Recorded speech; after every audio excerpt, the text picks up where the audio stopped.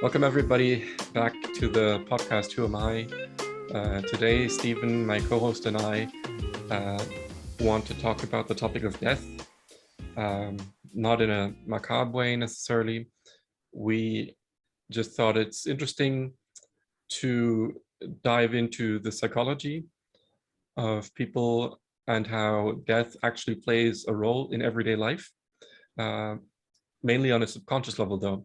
And so we want to make more conscious what is going on inside ourselves when we think about death in general. I'll give you an example. So from what I hear, and from what I've heard from Chinese friends my age, they are a lot more respectful in the way they treat their elders and talk about them. And we in the West, I'm not sure why, but we don't treat them so well. Maybe it's again the thing about they're not as useful as other people in society because they don't perform the same kind of work. I don't know, that's just a theory. Yeah. Maybe, and this other theory has to do with death, and that is they remind us of our own mortality, and everything having to do with death, like cemeteries or injuries or funeral hospitals. Yeah, or an accident on the road, people gawking, they can't look away. Some of them might even cause their own accident because they're so distracted by watching an accident while they're driving themselves. Just gives us that feeling of and ickiness, and just reminds us that that could be us. Maybe we project ourselves into that position. What do you think about that? Well, it's, to me, it's fear, isn't it? It's when we talked about it briefly a few weeks ago. I think our society has just been bombarded with fears. We don't hope for things the same way that, in my opinion, we should. We just get afraid of, and the biggest fear that most people have, and the biggest anxiety, is to not exist. Well, a lot of people have, not everyone, but most people have, is death, because it's unknown. And again, we talked about before, with anything that's unknown or different, we tend to fear. And it's been like, I think that's why in the West we have somehow, again, over centuries, millennia, just let fear slip in bit by bit, so that we can then, we literally sideline our elderly. It's bizarre, like how, again, put in a care home and then visit once a week or once every 2 weeks or whatever, maybe every day, depending on the person. I don't want to think about it anymore. Just outsource it. Yeah, and I get that for some things, because there's some things linked to death beyond death that are horrific, like again cancer, leading like the deterioration, that word, deterioration. Yeah, the process leading up to death can be grueling. Like dementia and Alzheimer's is a horrific one, where to see those things requires a level of acceptance that I don't think we get trained to have. Like seeing a loved one fade away in such a horrible way is heartbreaking. Both, again, fear of ourselves having to go through that in the future, and also fear just the loss of that person, and not just their death, but again also that process. Have you thought much about it at all? I guess, like in that process, like, because I have, like, I wouldn't want to. I wish euthanasia was a thing. I wish that if I got to like 60 or 70 and was told, you're starting to get dementia and Alzheimer's, it's going to be a long process you're going to have to go through, but you're not going to remember, and you're going to be real difficult for your family and whatever. I'll just be like, well, I've had a great life. Let me just pass now. I don't understand why there's this need to hold. It's a contradiction. This need to hold on to life, but also fear and run away from it when we get to that point. Okay. Yeah, you've prompted lots of different topics there that we can get into. Let me just say what it spurred in me. I believe the fear of the unknown is, or at least has to do with the fear of losing control. We don't have all that much control over ourselves and our, what happens to us in this life, but we try our very best to have as much control as possible because we just like being the person who decides what happens, even though that's not always the best. That's a whole other topic that we can discuss. Is it best to always be in control?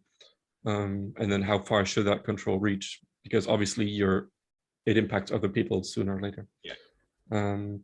But when we don't know about something such as what happens after death, or just what is the reason for my flat burning down, or just something that surprises us that happened outside of our plan for what was supposed to happen, we assume the worst. And that again could be an evolutionary thing, just to cope, to use our hindbrain, our lizard brain, to quickly find an escape. But obviously that's not always the most productive in the long run, and will keep us from being in a balance with what we want, what we need, and the same for other people. So that is a stress situation, and we shouldn't be in it for very long. But when I think of my grandmother in the weeks before she died, so she was the last grandparent of my 4 grandparents to die. In her last weeks, she became more and more fearful. She wasn't so sure anymore if she would go to heaven or someplace else. And I was just reminded of these details because I recently finished reading and proofreading a book that my little sister wrote after having recorded lots of interviews with her. So this has been a project in the pipeline for several years, and I just finished reading it. And so reading about those fears towards the end reminded me, I remember seeing a bit of that in her. I didn't spend too much time with her towards the end, but she was hallucinating. She was falling more often, I think. And when she had a nap, I was able to observe how her eyes flickered a lot. You have that anyway with rapid eye movement, but there was a lot more tension going on in her face, like also with the mouth. And I believe it's because the older you get, it can also be in other states of injury, I guess, but the older you get, the less control you have over your subconscious. I believe that in our youth, we're a lot better at suppressing our fears. Children especially are able to just suppress it, and it comes back 20 years later and you have no idea why or where from. But old people, I think, will then have to confront it because they no longer have that compartmentalization that we use a lot of energy of every day to employ. That's interesting. I never really thought of it like that. Like, again, the subconscious being unable to, just say, compartmentalize it, because I've always again noticed that in older people, that they do always seem just more fearful in general, like when they get older, about a few things. And that's interesting.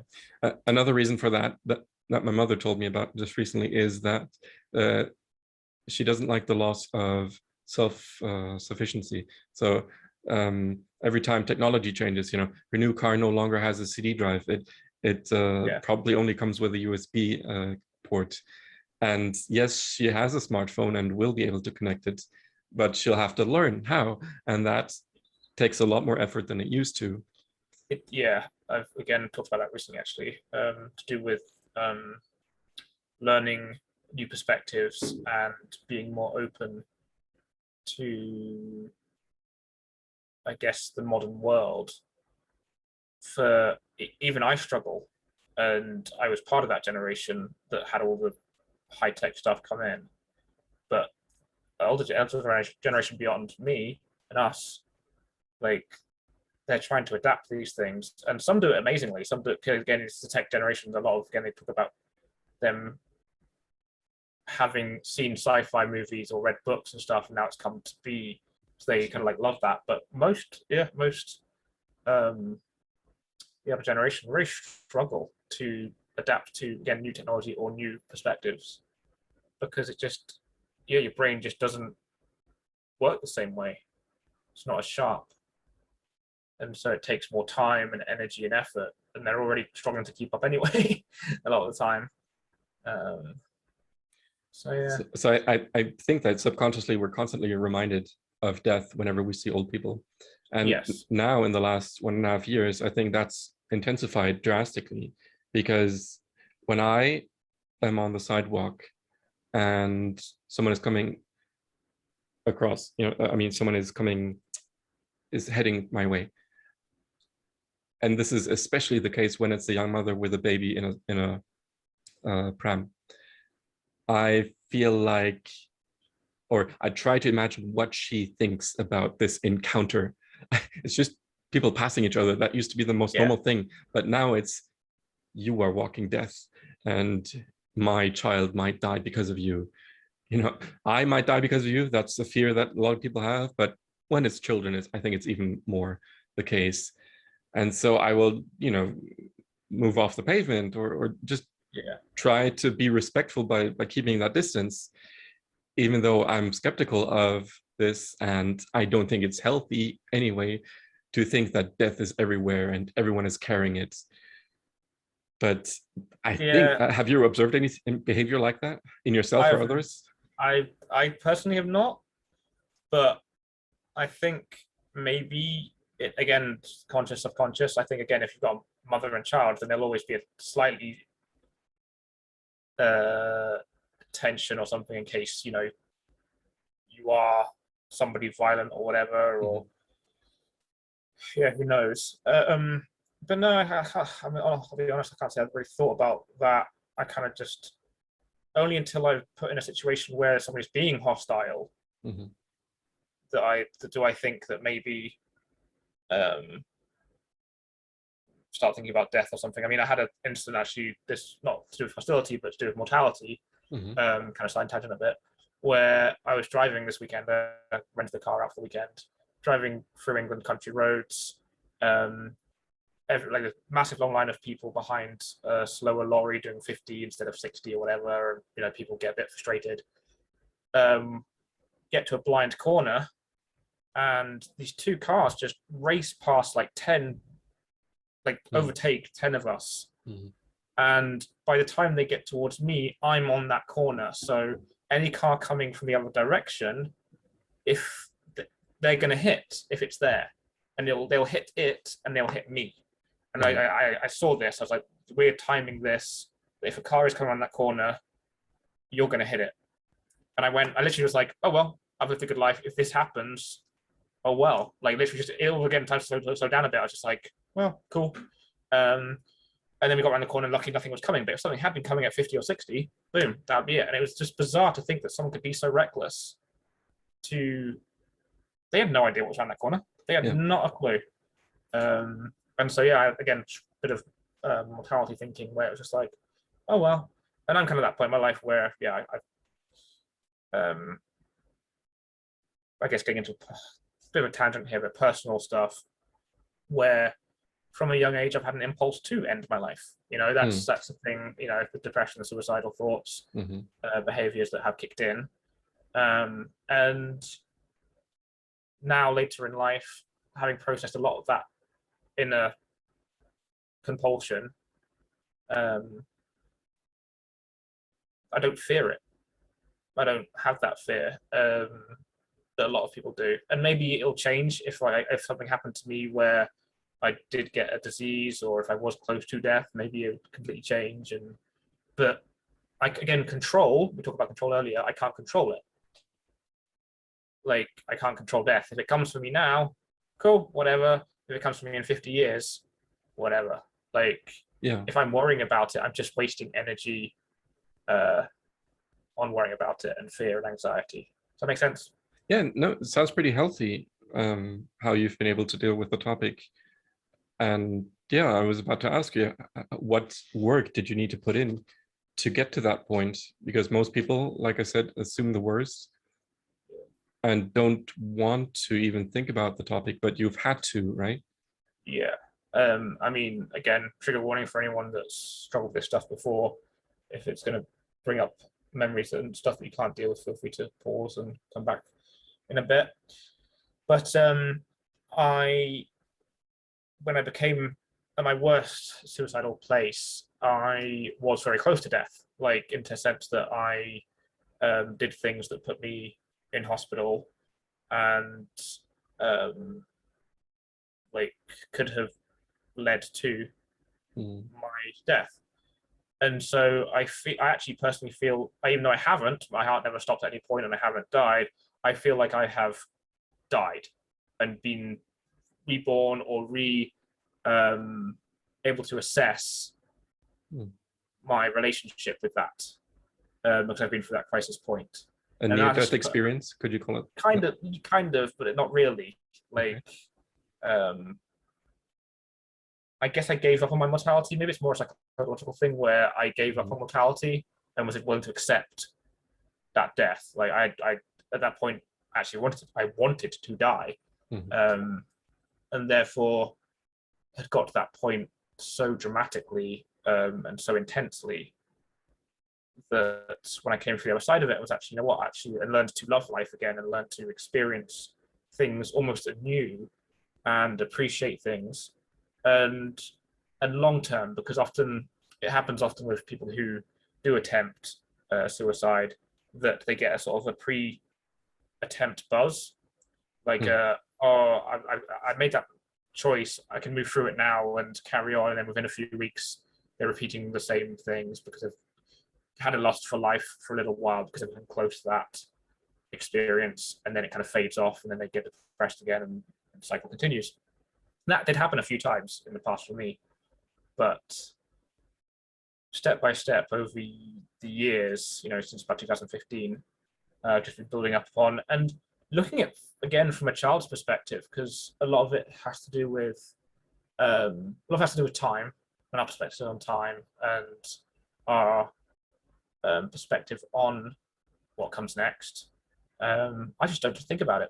I've been through it so much that I'm like, okay, whatever. It's not like a denial thing. It's just again, I feel like it's an acceptance thing. Yeah, you've become resilient, right? Because you've been through worse. Yeah, that's pretty much it. I don't know much about suicide, and I can't say I've ever been suicidal. Is there a pattern to it? Do people believe that they're so bad that the world would be better off without them? Or is it like giving up on life and like there's nothing worth living for, stuff like that? All of the above, and it varies from person to person. Again, whether it's psychological, genetic, psychological, or environmental, like things have got so bad in your life that you just can't continue. There's again a lot of variables. But yeah, you do just sometimes you feel like the world would be a better place without you. And it's just again, it's part of your being. You just tell your brain or your psyche tells you these things. So when you do come back from that age to death, whether it's physical or more in your mind, is that liberating because you've exposed yourself to your biggest fear and now you've survived it, and now you know it's not as real as you imagined? Is it like exposure therapy? Potentially, in a way, maybe. I don't think I've ever really been fearful of it anyway. So suicide is not necessarily the same as fear of death. Yeah, like it would vary from person to person. Yeah. I think. But I think I think a lot of it has come from it probably doesn't even relate to death, and maybe even the suicide. It relates to accepting circumstance. So like getting rid of that desire for control over things. It's probably a bit of both. A bit of exposure to those things have helped me kind of process it from the age of like 12 onwards.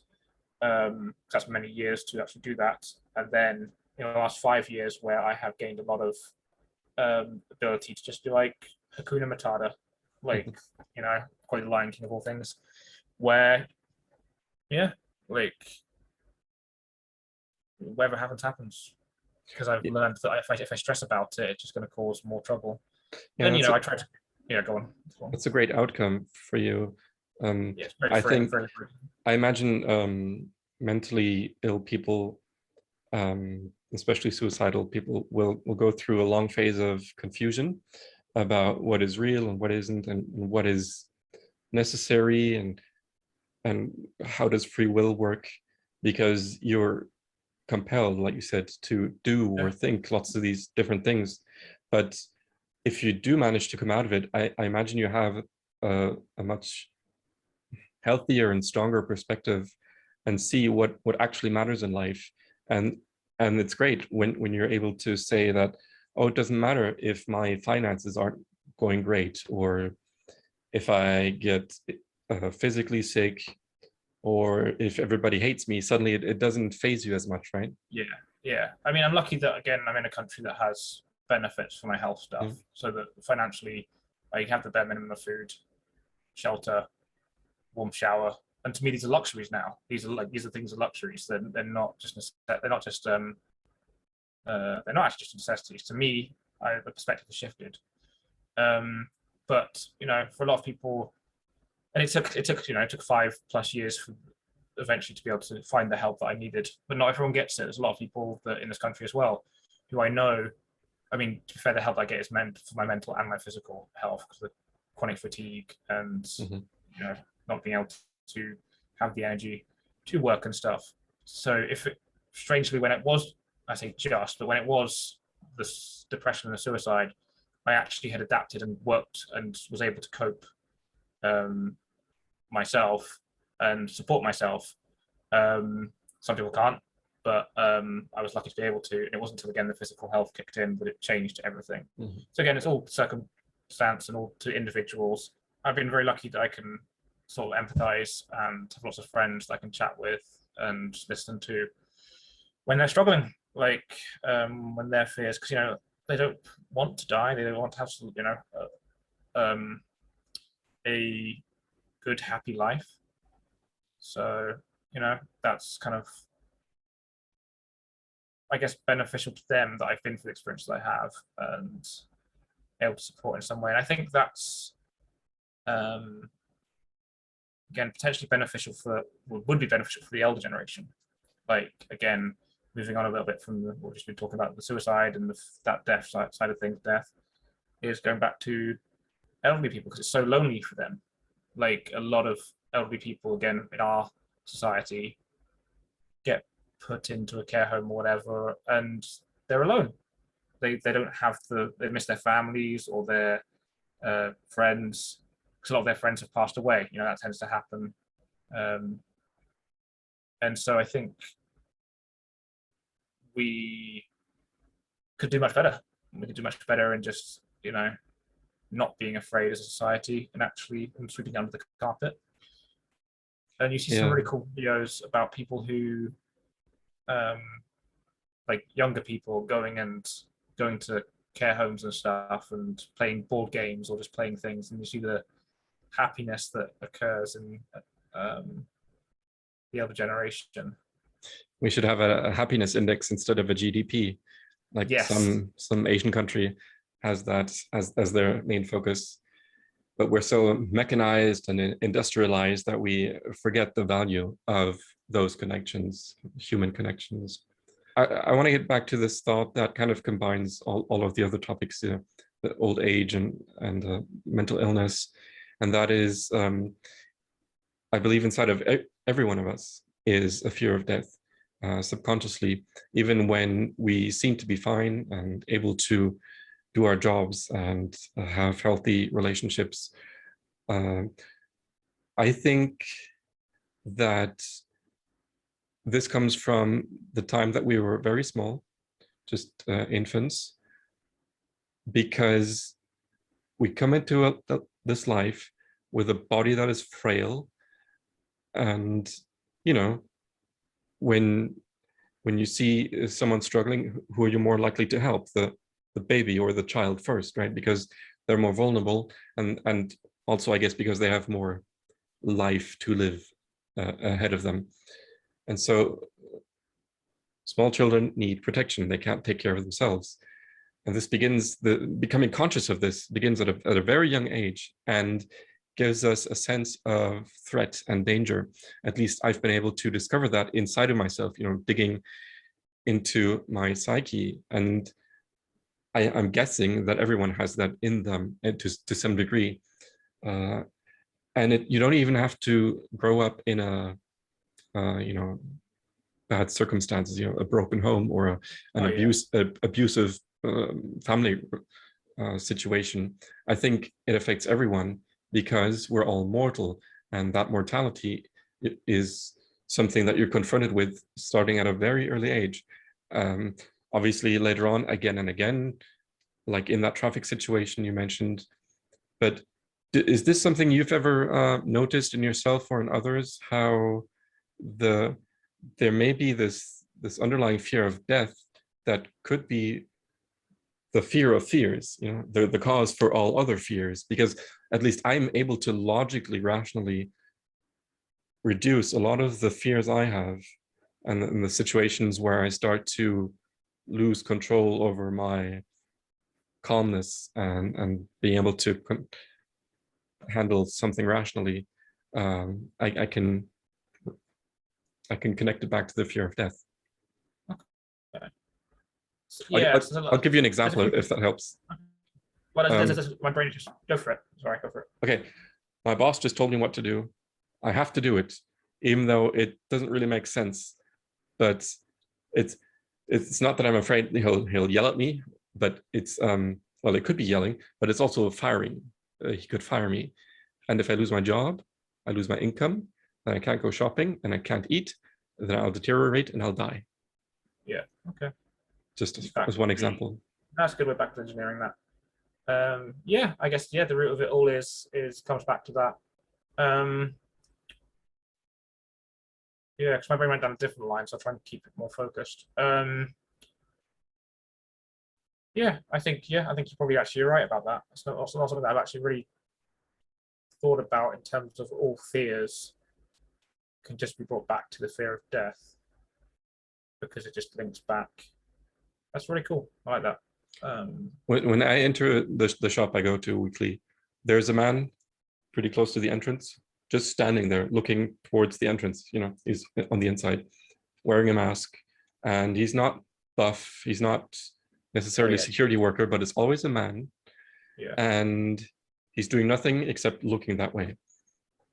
He's not on his phone, and he doesn't have a stern expression or anything, but he has the effect that he needs to, and that is he represents an authority figure. He is the law. He is there to enforce the law. And if I don't wear my mask, then I don't know what happens. I've never tried it in this particular shop. I did try it at my local kebab place because they seem to be more easygoing. But then as I was leaving, one guy said to me, "Next time, please wear a mask." Okay. So they do care. Okay.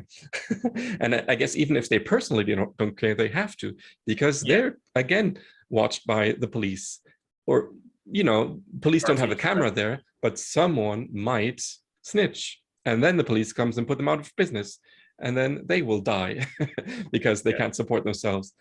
So we're born into the system where there's always an authority figure. In the family, it's usually the father. Then in school, it's the teacher. Then at university, it's not so much a school setting anymore. You do kind of have professors, but it's more you're responsible to get things going and to get good grades yourself. But then at work, you have an employer, and you have to keep him happy. Otherwise, you're going to die.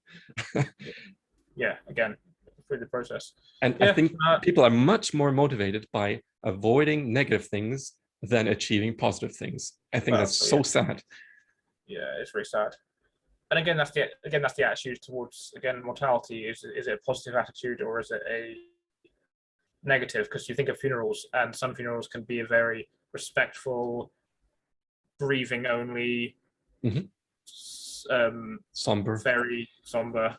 and other ones can be rainbow colors and celebration Yeah. of life and happiness and sadness still for the loss of the person, Yeah. but accepting that that was going to happen no matter what anyway. So at some point, so putting the spin on it and being actually, because that's what I would want. Again, let's talk about that. Let's talk about, I would want, I wouldn't want, what also happens with death is an over glorification of the individual. Mhm. So like in death, they only Don't speak praise ill of the good death. things. Yeah. I'm like, I don't want that. I want the full spectrum. I want me as Stephen to Yeah. be talked about, that he like, and all the stupid things I've done, and because it's funny to me, it's funny for me. I'm just like, wow, like this is amazing. I would want all my laundry, bad laundry as they call it, dirty laundry, whatever, on display, because that's me. I wouldn't want a false version of me to be mourned over. Um, so I'd want all the talk about rainbow unicorns and that kind of stuff. I want the he loved sport, and like he was obsessed with that at one point, and it led to illness and stuff, and how that changed him. I'd want talk of like how I can be selfish at times. I can be egotistical and um, overstretch my confidence into arrogance these days. Because again, I've changed from being quite a timid person to being a very outspoken person. I want all that talked about and just laughed about. And I think that it's very easy at funerals to stay clear of those things. Can make you feel uncomfortable. Again, you have to be kind and nice. And it's like, yeah, I want all those things too, but like, I want a bouncy castle at my funeral. I want people to go and jump around and have fun. What about you? Just again, that's just me. You remind me of Louis C.K. I respect him in many ways. He's known for some terrible things that he's done, but I still love some of his material as a comedian because it challenges the narratives that we have in our society, in our culture. And he makes a lot of people uncomfortable with what he talks about. Are you familiar with his stuff? No. No? But he's an American Mexican comedian, and he will just break taboos left and right. But he also makes people aware. He's also smart. He also is a bit like Dave Chappelle, that he hides some wisdoms in his jokes. Yeah. And so just to give you an example, and maybe again, sensitive people should take this as a trigger warning to skip the next minute, but he says, like, how child rapists, they just don't stop after doing it once or twice. They just keep doing it, even though they know that they could get arrested or executed, or, just there could be dire consequences for them. But they must love what they do so much that they keep doing it. They must be so passionate for it. And that's something that spurred a whole debate on American television, where people just kept asking each other, you think it was okay for him to say that? Because it triggers feelings of disgust and hatred, and I don't know what else. But I think he's doing us a service by making us aware of these underlying processes and just fears, and just why is it taboo to even think of that, to even bring it up. And obviously that's not always good, that's not always healthy, but and to think more about what's going on, because again, this individual who is doing some horrific things is still doing it despite the fear of death. Like, they actually will keep doing the horrific thing that they want to do, even though the consequences are jail or death. So make people think about it more and think, okay, so why is this the case? Is there more to this than just evil? Like, it is evil. Actually, is he a product of society? Again, Frankenstein mentality. Where is it because he's been neglected, or they've been neglected by society, abused as a child, blah, blah. How much is there a way to actually help them? And obviously the victim should always come first when it comes to help. Like, the perpetrator should always just be like left to the last, in my opinion, because once it's happened, obviously. But is there a way that we can actually help these people who do these horrific things figure out what's gone on, And yeah, so through comedy, it's a great way to explore that. Yeah, But people automatically just go into their little, okay, no, we can't think about this, we can't talk about this. Again, like death, we can't talk about these things because they're taboo or whatever. exactly. So yeah, that's exactly the point that he's trying to make. Let's discuss how some people in our society are so damaged, hurt, or ill that they will keep repeating an atrocity, even though it's super dangerous and risky for them. But no, people prefer to shoot the messenger. Yeah. People will torture and hide Julian Assange rather than dealing with the content of his message. They will just try to abandon the messenger. And that is what most people do with most uncomfortable things. We suppress the signal. Yeah. I had a discussion with my parents a few days ago, and often with people, is that, again, like you talked about, the root of most of the anxiety of death comes, or anxiety In general, our lives comes from can be traced back to death, is that also the majority of choices we'll make will always be the easiest one or perceived easiest one, short term. Yeah. So like a river flows to the ocean, it will find the easiest path. It avoids resistance. Human beings are exactly the same. We avoid resistance subconsciously unless we learn and practice to confront the conflicts and the difficulties. And that's when short term it's more painful if we confront it, but long term it solves problems. But short term we're obsessed with, again, the easy path through fear or through anything, whatever, and avoiding things, and it causes so many issues. It's what it's how my anxiety developed into a isolation thing where I couldn't leave the house because I wasn't resisting against it. I was following the easy path. And we talk about exposure therapy and that kind of thing. Well, that's important for everything in society, I think. Yeah. Yeah, you're getting to a more positive perspective on the topic. Let's talk about solutions. Yes, it can be frustrating to have to deal with anxieties, and everybody has them to some degree. Officially, I think you're mentally ill once you're not able to support yourself anymore. That's a good question. Yeah. To do with this, that I kind of wanted to at some point ask, and it's coming to my head now, is would you? And it kind of relates. Is would you want to live forever? That's the. I mean, we talked about it before, like just our own chatting. But I think it's a good thing to focus on just now as we link towards the positives and around mortality.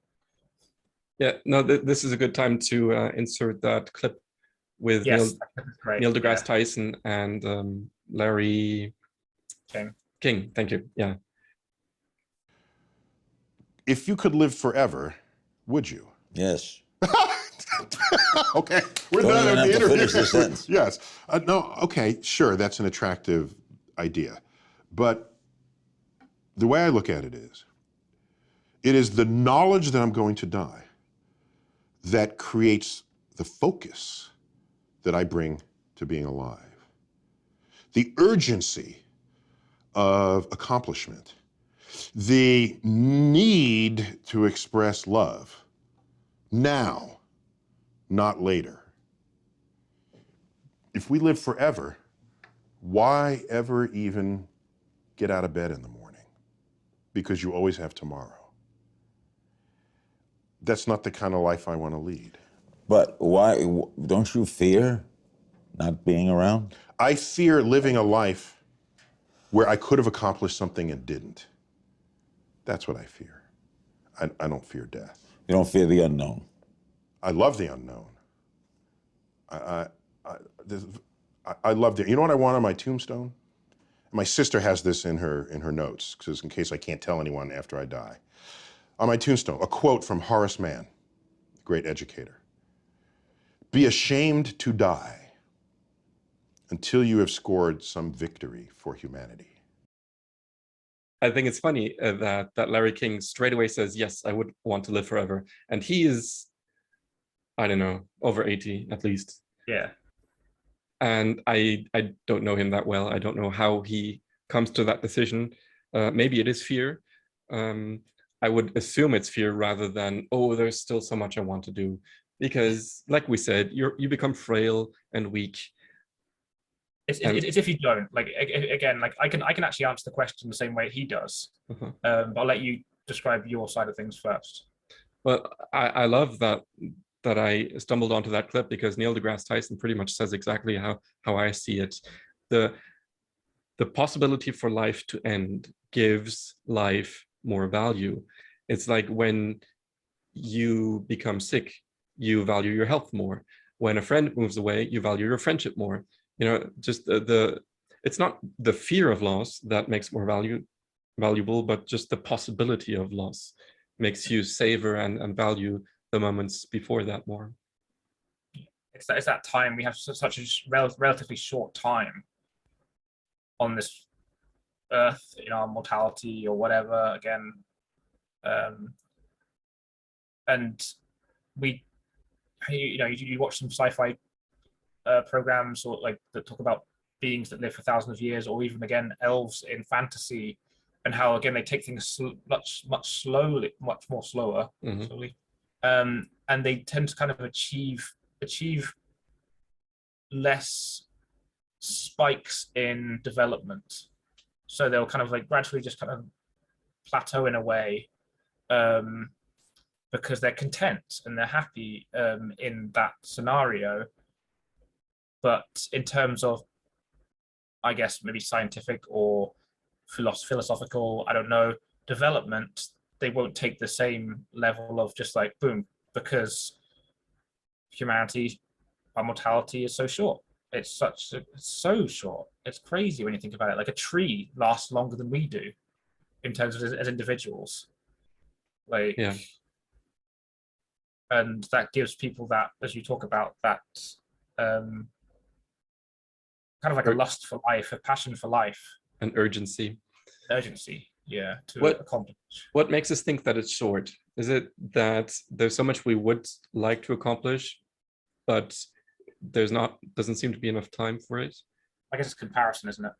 Again, like I just made with the tree, with universe, more with, we understand space and time and how big it is.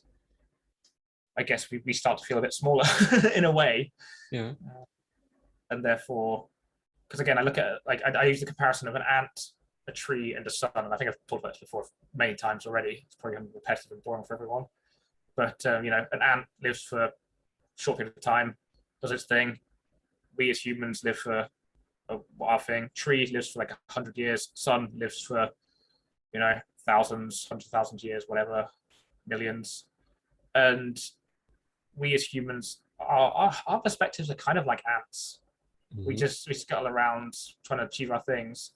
And I think sometimes it'd be better for us, I think, to have a perspective of time more as like a tree, as in, like, we live, or we perceive time that way, I guess, as a tree would.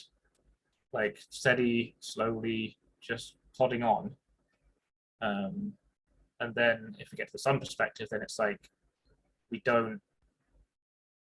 may not have the same passion, but we learn to accept that things go on, I guess. I don't know. Einstein told us that time is relative. So that's not exactly the relativity you were talking about with different species perceiving time differently and experiencing the world differently. But Einstein was also able to make things more understandable. He said time is relative. When you're talking to a beautiful girl, time passes a lot faster than when you're talking to someone else. So yeah, it's not just what is your biological makeup, but also what are you doing with your time. There are people who experience and achieve so much more in the same amount of years than I do, that I'm jealous of them. Oh yeah, likewise, yeah. But I think it's not healthy to compare myself, because I'm still like we keep saying every life has value, even if they're not valuable or useful to some modern industrialistic metric, because what we experience and the process that we go through, and and the development we experience is valuable, even if not to others. To the self, like you are valuable in and of yourself to yourself. Yeah. Like again, once I got through a lot of the depression and everything else and learned to love myself fully, all my different aspects, I define my value, and created a value system within myself and figuring out how wonderful I am, and I don't need anyone else to affect that. And my accomplishments are, I've already accomplished more than that most human beings have ever accomplished in their lives. Again, if you want to compare, you shouldn't compare. Actually, if you don't take just the small bracket of our society in the last 20, 30 years, if you take the bracket of the whole world for the last 20, 30,000 years, actually, I am more intelligent, I am more understanding than any previous generations. I understand more about my universe, and most people do in this current time period. And if we compare that time scale, we're like, wow, so I'm so successful and I'm so lucky and I'm so fortunate.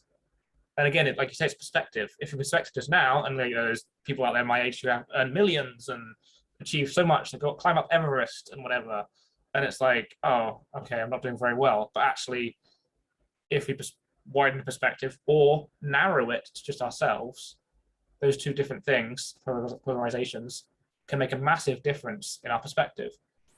And I talked about this earlier, I love children for how they perceive things, because they sit there and they can wait, like, again, the experiment where you get one sweet, we talked about it before, if you have it now, if you wait a minute, you get 2 sweets. And most kids can't do it because, again, their perspective of time is just so, like, short. And I think, again, in my perspective, we should learn to be able to be that way and broader, infinite, so that when we need to be quick and achieve things and perceive things without time, we can. But when we need to be regimented in sort of time perspective, broader or narrower, we can. But that's a very difficult thing to accomplish, and takes decades of, I think, training and experiencing life. I think no matter how much you achieve in life, if you're doing it right, you will always see that there's more to do. There's always more progress to make. So I think it shouldn't matter so much what you have achieved, like what other people can see, but whether you're going in the right direction, whether you're, are you happy? Yeah. I think most things can be boiled down to that. Like, are you miserable or are you happy?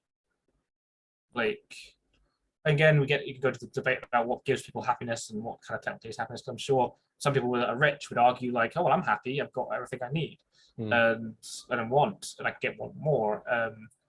But again, the issue is, if all that was taken away, would they still be happy? That's that's the debate that goes on, blah, blah. Can you be happy with nothing? Can you be happy with everything? Can you be happy with what's in between?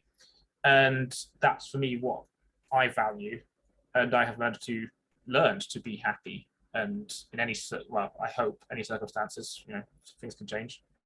I think that's what these podcasts, I think, personally, are all about, for me anyway. Yeah, is finding how it is possible to be happy under any circumstances. If you were to live forever, again, like if you were to suddenly have to go from understanding a mortal scenario and being passionate, let's say suddenly there was a cure for mortality, and we were all going to live forever, psychologically there'd be a massive mess. Like there would have to be a massive shift, generational. I think it takes that length of time to accept living forever. I think it would be very difficult for people to just suddenly be like, oh, this isn't just going to be for a little while. Like, what do you think? Yeah, I think that topic is too broad to get into right now, but we should definitely talk another time about the implications or the theoretical consequences of never dying, or being able to upload your consciousness into a machine. Yeah. How would that change life?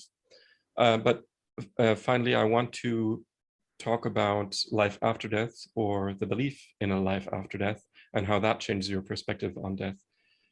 In the Mormon faith, we believe that everyone comes back to life, that dying is merely a quick transition.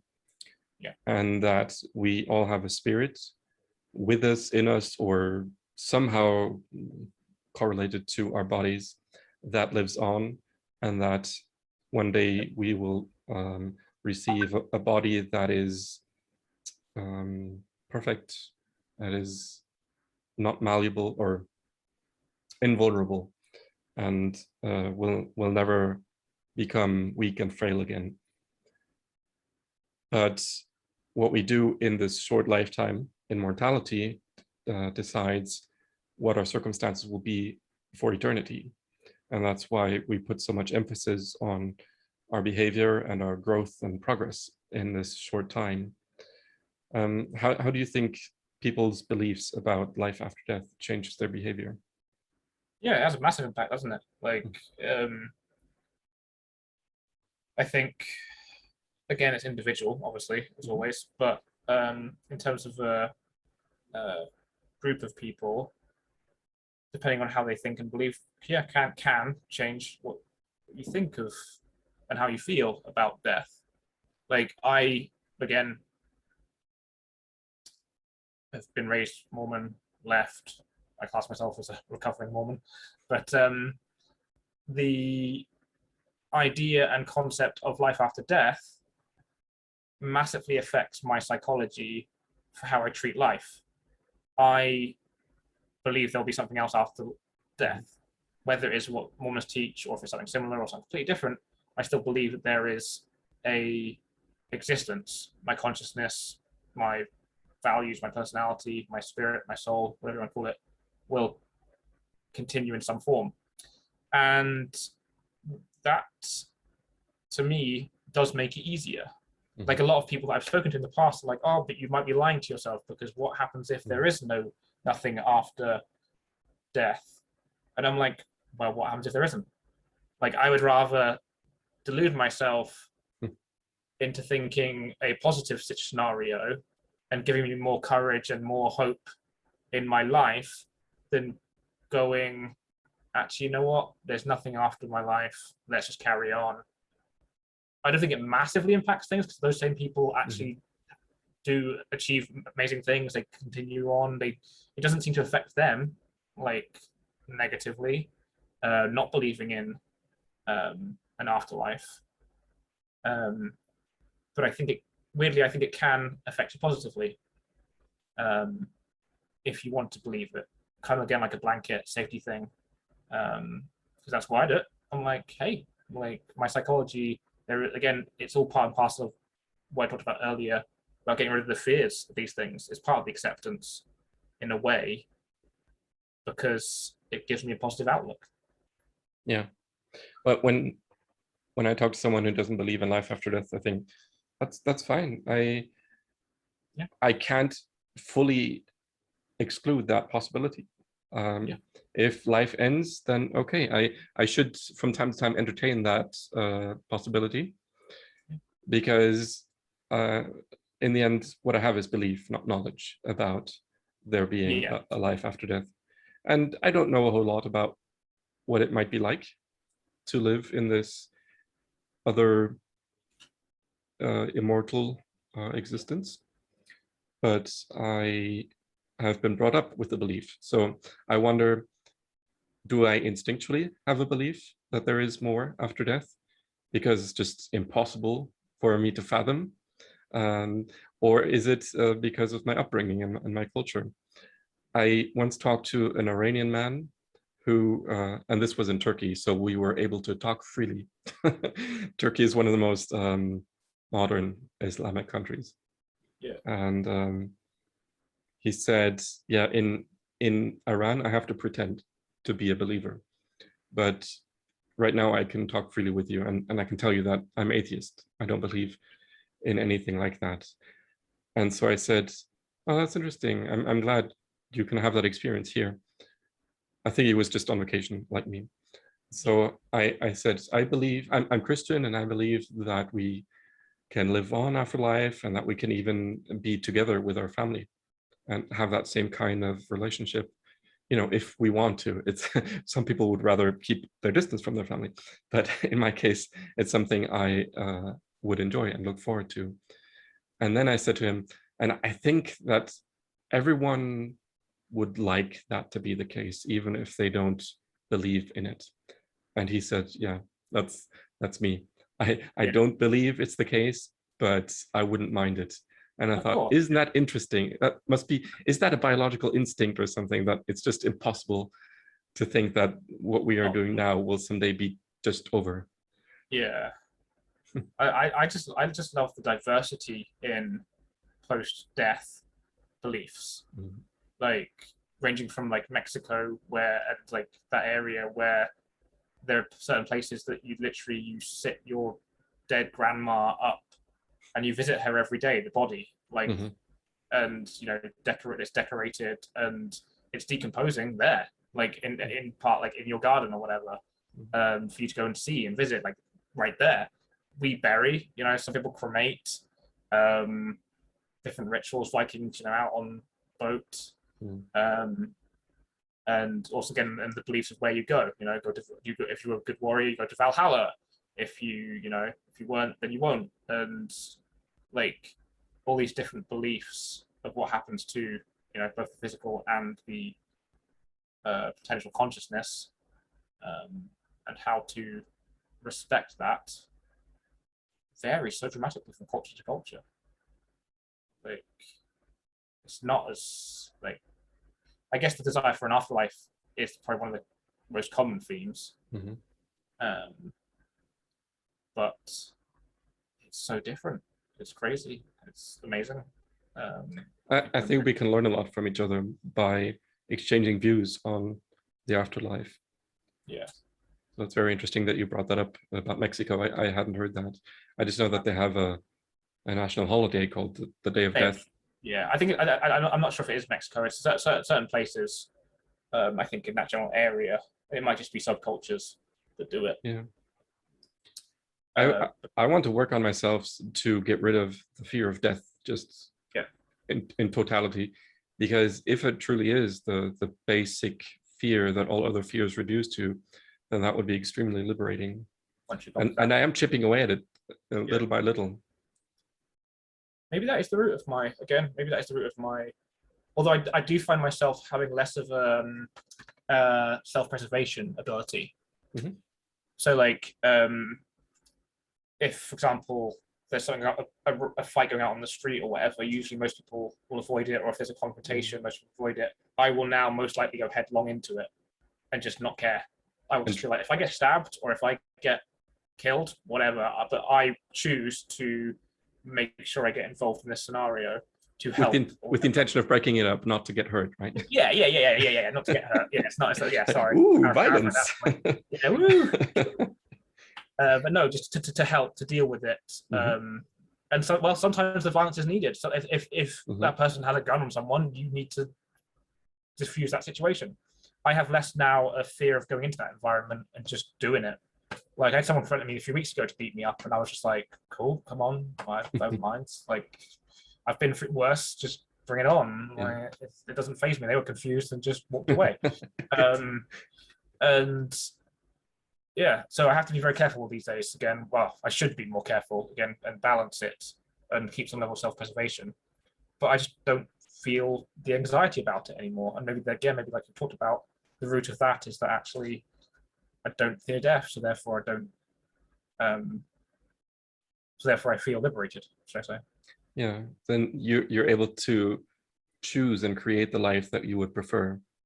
It's so sad to think how people are in abusive relationships at home or at work, and they just don't see any way out because they believe that they're dependent on the abuser for nourishment or I don't know what. Oh, it's so horrible. Yeah, it's so horrible that, again, that fear, I've seen it so many times where mostly women, but also men, have been stuck in abusive relationships, and they're in there because they're dependent financially and circumstantially on that individual.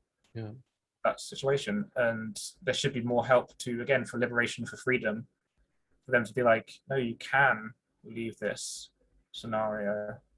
But again, I'm just fascinated by the fact you've come, like you mentioned about it all coming back, all our fears and of losing stuff. The loss will link back all the way to death. That has given me a lot to think about.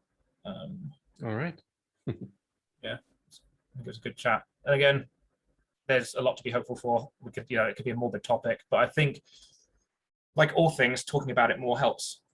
Like the discussion should be more mainstream in society, and that's what we talked about at the start. Bringing it full circle is that by not talking about it, by not helping people that are struggling with death, by running away from it in our culture, we create more problems. I think personally, for individuals anyway, maybe not as a culture, as a group, but for individuals that have to suffer. And hopefully, as a society, I think we are getting better. Again, as all things we talked about, we are getting better. Like we talked about with the funerals, being more positive, being more desiring to actually value life and not just mourn it. It's pretty positive. Yeah, thanks for discussing with me. Thank you. See you soon.